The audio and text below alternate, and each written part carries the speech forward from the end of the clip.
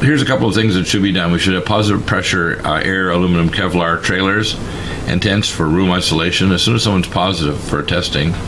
And they should have hazmat air exit with UV lights, ozone, and bioresonant viral suppression. 207.176 hertz tetramer spike glycoprotein suppression, and 337 hertz nagalase suppression to prevent the macrophage leukocytes free radical killing capacity impairment. So what happened is nagalase generated by viruses, cancer, and infections universally knocks out your macrophage, big eater cell, from killing pathogens. Antibodies only just tag them, just like a little green laser or red laser.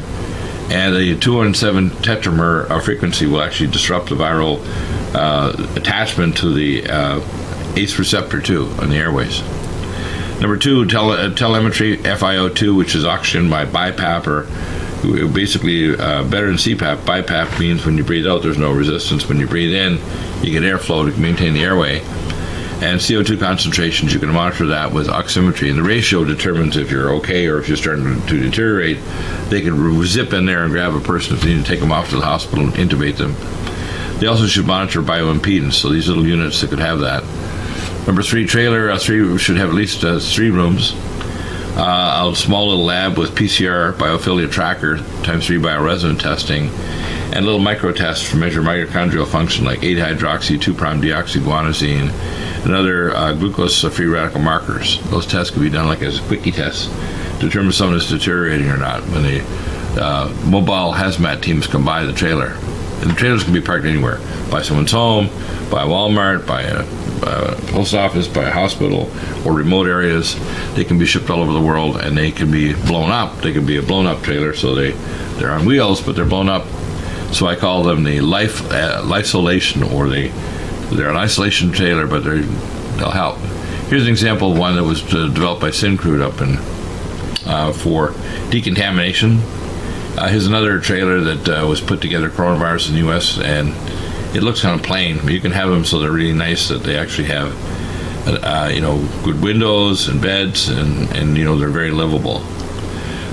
You want to have pandemic mobile hazmat teams with CVAC. Now, CVAC is where you change the altitude of the person in these little CVAC mobile units, and it'll raise and lower the stimulation of the mitochondria, because basically when you get a viral or any pandemic infection or pathogen, it's your free radicals and cytokines that cause mitochondrial failure. And mitochondrial failure is the thing that causes death. So the CVAC therapy unit, mobile units, could be used to try to resurrect people's bioimpedance and their basically activate their mitochondria to counteract the effect of the toxic effects of the virus.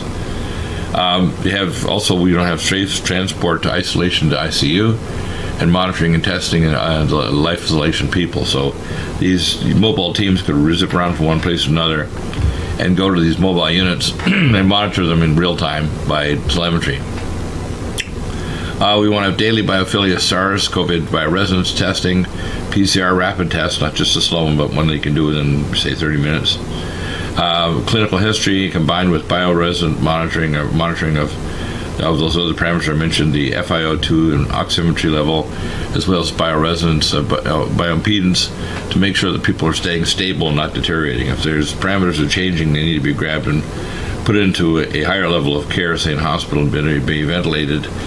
These trailers should have a bioresonance suppression technology, including these resonant frequencies that actually will suppress the virus from attaching and prevent the rise in nagalase that knocks out the ability of the macrophage to kill the virus.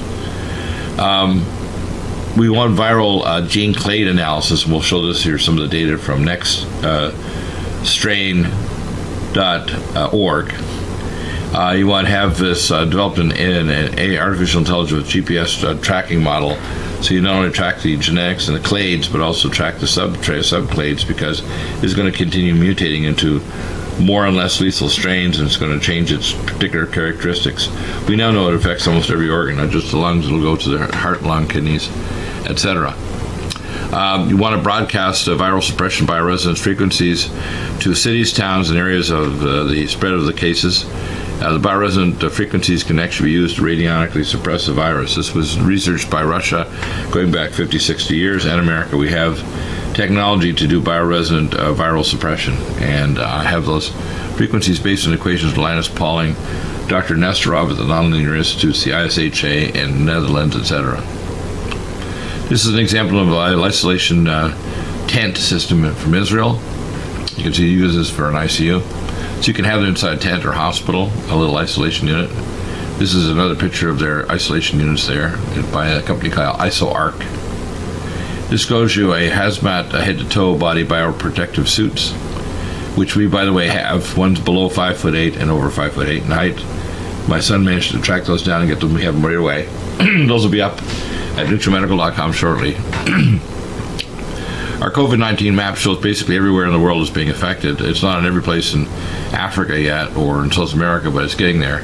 And it will probably in the next 90 days to 180 days hit every continent except for Antarctica, perhaps.